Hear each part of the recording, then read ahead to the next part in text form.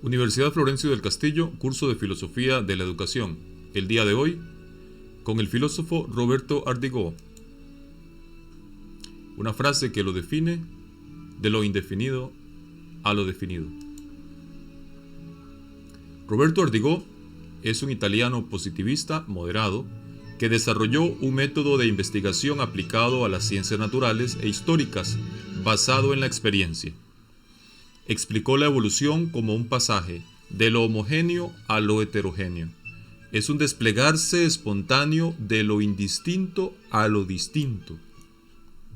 El indistinto originario es para él una unidad psicofísica que se revela en el acto primario y elemental de la sensación, entendida como la nebulosa a partir de la cual se forma y organiza por un lado la psique y al mismo pensamiento consciente y lógico, y por otro el mundo externo. Al venir de lo indistinto, no se trata del incognoscible spenceriano, sino de lo desconocido, porque aún no lo conocemos. El conocimiento se adquiere mediante un proceso natural que implica un pasaje gradual de lo indistinto a lo distinto.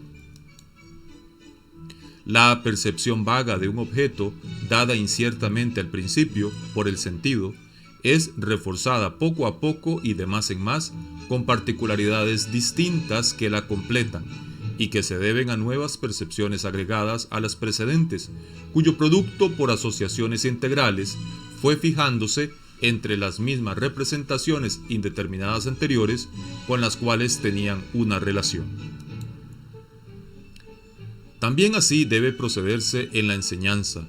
Una ciencia, por ejemplo, no puede hacerse conocer últimamente toda de una vez. Para que sean claros y adecuados, es necesario que la ciencia sea expuesta toda y muchas veces desde el principio, pero con progresiones en cada una de las cuales haya plenitud de contenido.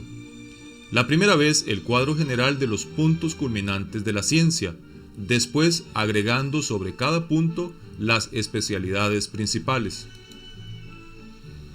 La vida de este egregio filósofo es sumamente interesante, digna de un análisis psicológico, porque en muy contados pensadores contemporáneos existió, como en Ardigó, una total equivalencia entre el pensamiento y la conducta. Ardigó consagró su actividad entera a la ciencia, sacrificando por ella todas las ventajas inherentes a la alta categoría social que le había conquistado ya él en la Iglesia.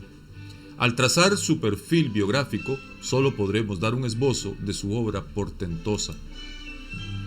En su figura se observan todos los caracteres de una potencialidad robusta y enérgica, de un temperamento vigoroso. Nació este ilustre portavoz del positivismo italiano en Casteldidone, Cremona, el 28 de enero de 1828, siendo el mayor de 5 hermanos. En su mocedad fue educado religiosamente por su madre. En 1848 ingresó en el seminario de Milán, en el que había obtenido una plaza gratuita, cursando el primer año de teología. En el propio año, trasladándose a Mantua, en cuyo seminario terminó los estudios teológicos, y en 1851 se ordenó sacerdote. La salud de Roberto Ardigó en su mocedad fue endeble. Padeció fiebres y más tarde trastornos gástricos que pusieron en peligro su vida. Cuando estudiaba el 5º curso en el gimnasio o instituto, fue atacado de viruela. Uno de sus biógrafos afirma que las perturbaciones gástricas y nerviosas las sufrió hasta 1881. A este padecimiento se le atribuye la profunda tristeza que agobió al filósofo durante un largo periodo. En 1854 obtuvo un puesto en el Instituto de Teología Sublime de San Agustín en Viena para alcanzar la laurea doctoral. En 1863 fue nombrado canónigo de la catedral de esta última ciudad, alternando las funciones propias de su cargo con la enseñanza en el seminario. Posteriormente ejerció el profesorado en el gimnasio y en el liceo, más tarde en el Instituto Técnico, explicando latín, italiano, griego, historia, geografía, estadística y aritmética. Sus superiores le encargaron la explicación del Evangelio, lo que realizaba con devoción y humildad. En 1864 le fue confiada la enseñanza de la filosofía. En 1871 abandonó la carrera eclesiástica, decisión la más culminante de su vida y que fue determinante de su posición filosófica. Permaneció en el Liceo de Mantua, dedicado por completo a la enseñanza, hasta 1881, en cuyo año Guido Bacchelli, entonces ministro de Instrucción Pública, haciendo honor a sus altos merecimientos, le nombró catedrático de Historia de la Filosofía de la Universidad de Padua. Ese mismo año fue nombrado profesor numerario, cargo que desempeñó sin interrupción hasta poco antes de morir. La narración de las causas que le decidieron abandonar los hábitos sacerdotales cuando sintió flaquear la fe demuestran el temple de ánimo y la sinceridad con que siempre procediera el venerable Ardigó. En marzo de 1869 leyó un discurso en el Instituto de Mantua con ocasión de la fiesta académica anual de aquel establecimiento docente, siendo su trabajo un estudio acerca del filósofo Pedro Pomponazzi, cuya semblanza y análisis de sus obras trazó magistralmente. Ardigó, inmediatamente después de haber leído su discurso, lo publicó íntegro, produciendo un doble efecto de admiración y de disgusto. De admiración entre los elementos librepensadores, de disgusto entre los eclesiásticos. Puede decirse que en aquella ocasión Ardigó se superó a sí mismo. Los ultramontanos se mostraron implacables con él, a pesar de las gestiones conciliadoras llevadas a cabo por Monseñor Martini, que sentía por Ardigó un cariño paternal. El ilustre filósofo italiano abandonó la Iglesia Católica porque no quiso plegarse primero a las indicaciones y más tarde a los requerimientos de la Curia Romana, que pretendía que rectificara los juicios emitidos en su discurso.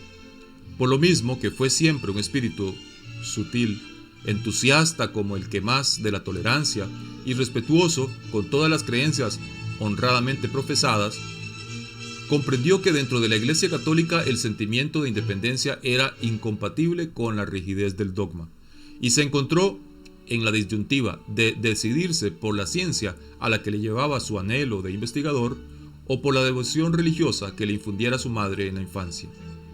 Y Ardigó, tras una crisis espiritual dolorosa, se decidió por abandonar la Iglesia y dignamente, sin jactancias, en un documento admirable por la sinceridad de juicio que en él resplandece, declaró solemnemente que se alejaba para siempre del catolicismo. Ardigó fue constantemente un prototipo de virtud. Entre su pensamiento y su vida jamás hubo solución de continuidad. Nadie puede desconocer esta cualidad suya, puesto que en todos sus libros flota el ansia de lograr que en la vida nos comportemos conforme a nuestros ideales. Ardigó era un raro ejemplo de altruismo, de modestia. Vivía en una sencilla casa de un barrio extremo de Padua, donde residía con la única compañía de una fiel sirviente. Trazó su propio perfil en su libro La morale del positiviste, la moral de los positivistas. Realmente, en el hombre resplandecían la serenidad de juicio, la profundidad de pensamiento y el tono elevado, noble y acaso solemne de sus obras. La figura de Ardigó era de las que cautivaban desde los primeros momentos. Cuando hablaba, su cara de ordinario pálida adquiría una súbita coloración y sus ojos azules, aparentemente apagados, tenían un brillo extraordinario. Se expresaba con calor, acompañando a la palabra, que era recia, un ademán enérgico, revelador de una indómita voluntad.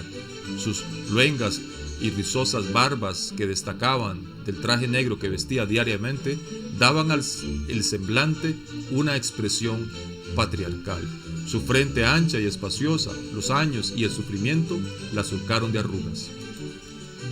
Por su aspecto recordaba Ardigó a los obispos italianos del Renacimiento. Sin embargo, ni en sus libros ni en su trato se advertía la más mínima reminiscencia del eclesiástico. Era naturalmente, sin esfuerzo, un espíritu libre, inquieto, en quien el afán científico, la búsqueda de la verdad, anuló por completo al hombre confesional. Solo le quedaba de su pasado la sencillez, el desprecio de los honores y el dinero, la verdadera humildad evangélica. Sentía un gran amor por los libros y, singularmente, por los de los grandes maestros del positivismo.